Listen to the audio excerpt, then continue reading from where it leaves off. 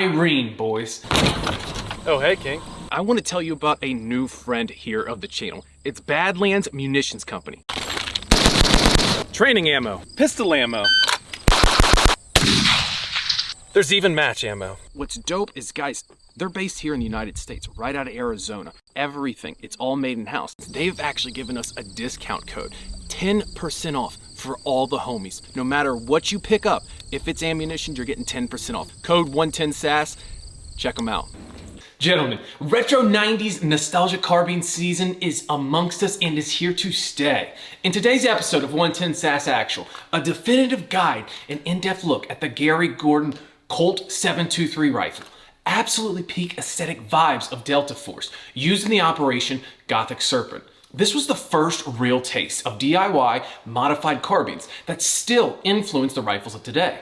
This October 3rd of 2023 marks the 30-year anniversary of Operation Gothic Serpent, and we're gonna kick it a little old school on the channel and talk about the Colt 723 and the Gordon gun.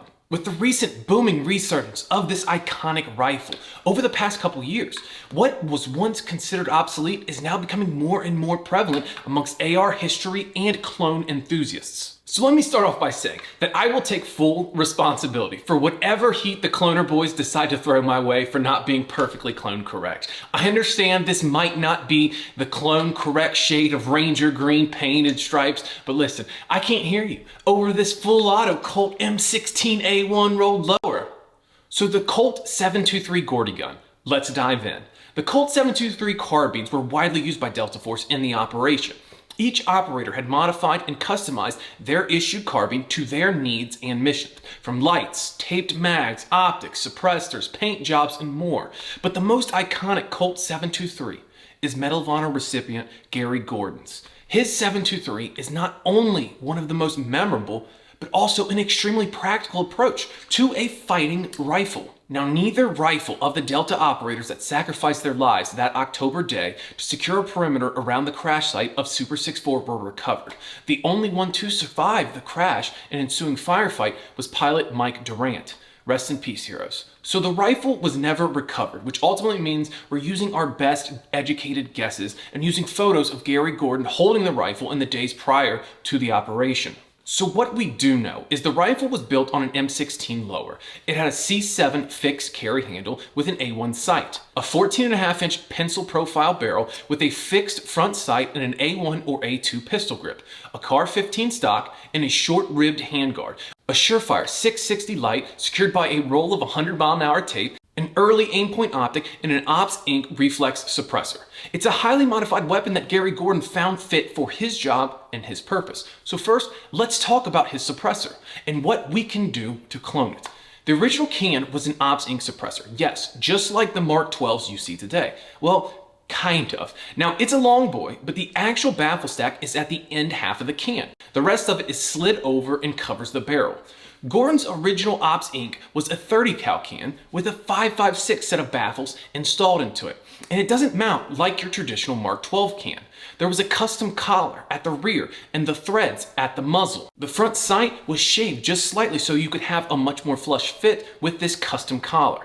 These cans were essentially cutting edge technology back then, and Delta Force were the ones actually getting some actual combat on them. This really paved the way forward for us when thinking of a soldier's kit and a suppressor.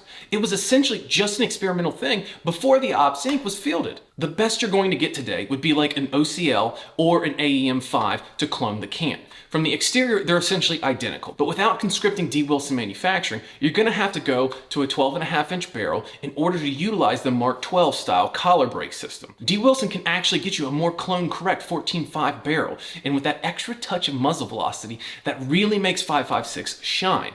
Now the optic. In the movie, we see clone incorrect aimpoint comp M2s. These weren't even invented yet in 1993. However, Hollywood obviously found sourcing the original to be, well, extremely difficult. The actual optics used by Delta Force, and in particular Gordon, was either the aimpoint 3000 or 5000. The optic we chose to go with was the 5000 model. Now, what's interesting is that while it's, not as bright, not as crisp as like a brand new comp M5, it's honestly kind of surprising though how useful this optic is. I don't really hate it at all. Now, is there better options out there? Oh, absolutely yes. No questions about that. In no way, shape, or form would I, try and take this thing to a match or like a battle or something like that when things like the aimpoint T2 and Comp 5 exist. But as a clone correct optic, it's definitely not at the bottom of the list. Now, it's rather dark and the field of view is definitely lacking in some areas, but it's no doubt a serviceable optic, and I would absolutely take it 11 times out of 10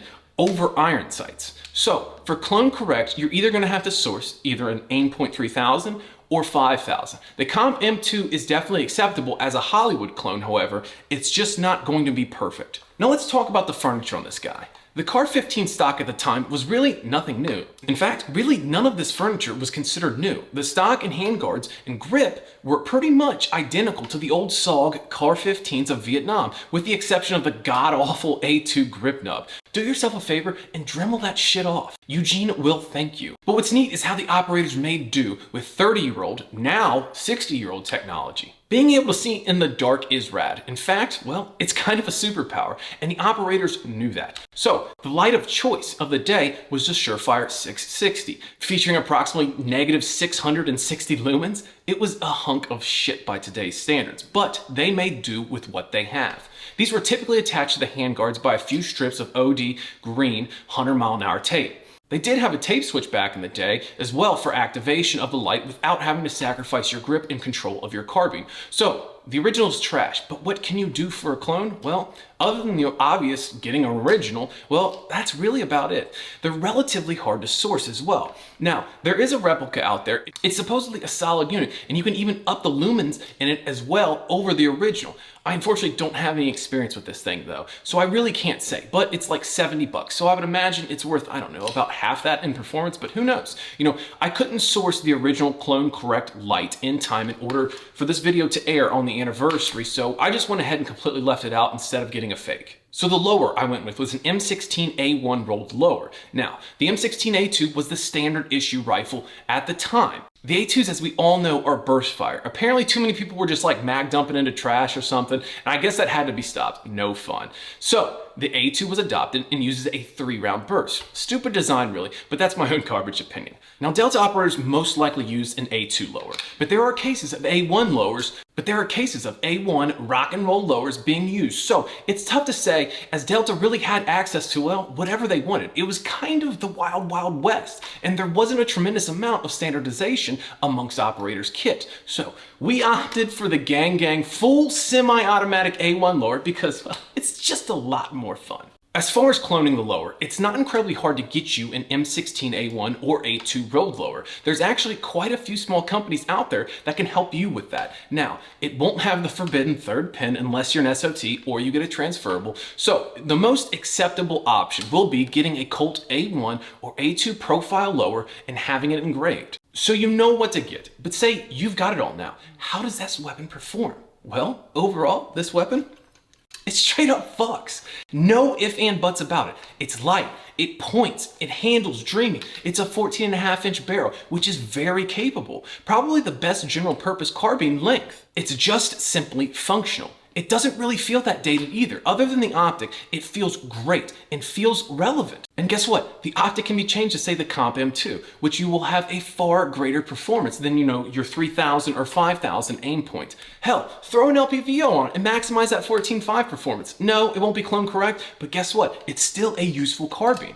Simply put, it just fucks. So yeah, you should build one. And as of now, D. Wilson has the entire kits ready to rock and roll and makes it much easier to get rolling on your build. So gentlemen, that's a wrap. I appreciate the support, the comments, likes, and all of you subscribers. We are having a blast with this, and I'm just glad y'all are either here to learn something or just enjoy the content. Thanks.